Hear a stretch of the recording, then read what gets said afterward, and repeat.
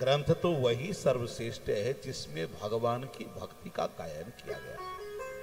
अविच्युतोर्थ कविभिर निरूपितो यदुत्तम श्लोक गुणानुवर्णनम। अब वैसे तो कविता सबकी अच्छी है। और स्वामी जी महाराज ने एक चौपाई लिखी, निज कविते के ही लागे ननी का, निज कविते लागे ननी का, निज कविते के ही लागे ननी का, निज कविते के ही लागे ननी का, सरस होई अथवा अतिथि का, सरस होई अथवा सरस होई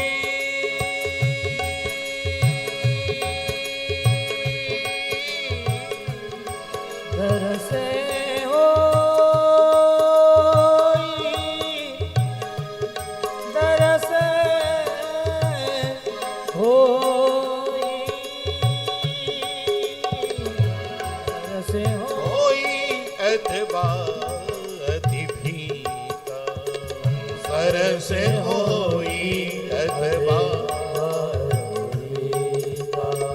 निज कविते के ही लागी ननी का, निज कविते के ही लागे ननी का, लागे ननी का, लागे ननी का, लागे ननी का।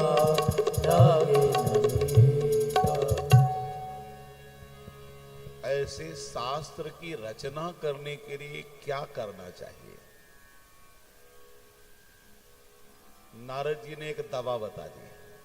देखो, बिना दवा के रोग दूर हो नहीं करता। रोग दूर करने के लिए दवा अति आवश्यक है।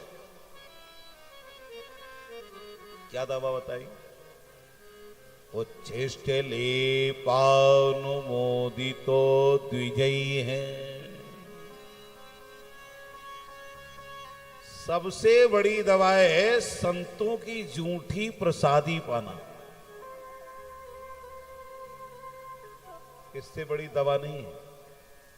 और आप लोग श्रीधाम वृंदावन में रहते हैं तो बड़ी सुलभ दवा है, और लोगों के लिए तो दुर्लभ है। श्री हरिराम व्यास जी महाराज नित्य संतों की जूठी प्रसादी ही लेकर के आते थे और पाते थे। एक बार हरिराम व्यास जी महाराज को लेने के लिए उनके गांव के लोग आए। जब गांव वाले लेने आए तो उनको लगा कि फंस जाएंगे, तो क्या किया? एक भंगिन जा रही थी संतों की जूठी प्रसादी लेकर के, कहा माता जी थोड़ी रुक जाओ। रुक गई। पूछा क्या बात है? कहा इस टोकाई में क्या लियो? कहा महाराज जी इसमें संतों की जूठी प्रसादी है। अरे तो थोड़ा सा हमको भी दे दो ना। अरे नाना, अरे हम जात की भंगिन हैं, ये आपके लायक नहीं है, हम छू चुकी हैं। कहा नाना मां थोड़ी सी दे दो, भैया थोड़ी सी दे दो। हरिराम व्यास जी महाराज ने उस टुकाई से एक छोटी सी पकौड़ी उठाई और उठा करके जैसे ही मुख में डाला, गांव वालों ने कहा अब ये हमारे लायक नहीं रहा, अब ये हमारे लायक नहीं रहा। अरे भंगिन की जूठी पकौड़ी, भंगिन की छुई हुई पकौड़ी उठा करके खा लिया इसने।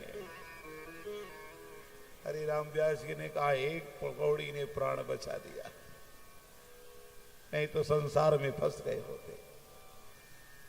कहने का मतलब एक झूठी पकौड़ी और हरिराम व्यास जी को संसार से मुक्त कर दी।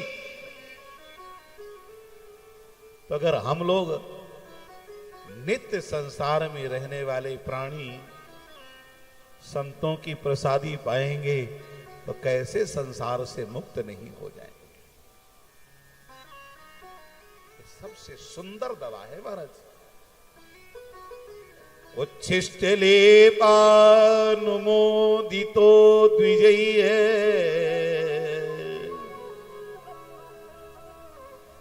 कहते हैं मैं चातुर्मास करने के लिए आए हुए संतों की सेवा मां के पीछे पीछे करने लग गया। संतों की जैसी इच्छा होती वैसी सेवा। देखो संतों की भावना को देख करके सेवा करना चाहिए। संतों की इच्छा क्या है?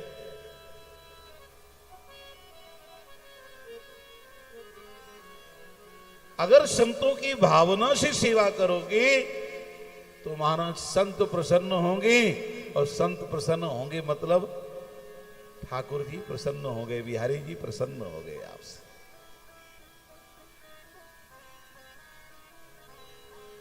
बिहारी जी स्वयं नहीं पाते, बिहारी जी तो स्वयं नहीं पाते, संतों के मुख से ही बिहारी जी भोग ग्रहण करते हैं।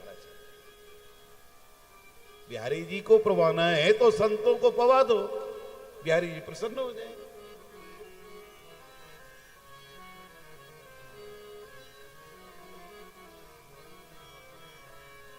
नारद जी महाराज कहते हैं संतों ने मुझे द्वादशाक्षर मंत्र दे दिया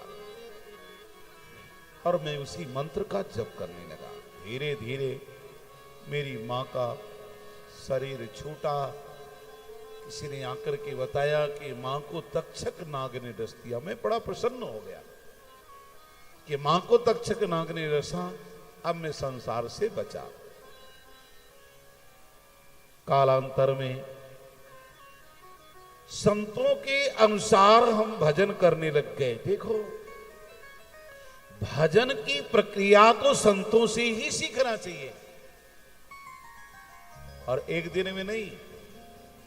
हमारे यहां पुराने संतों की वाणी है, जब 12 वर्ष रहे साधु की टोली तो सीखे एक बोली, है ना। 12 वर्ष तक संतों के बीच में रहोगे तब सीख पाओगे, एक दो दिन में नहीं।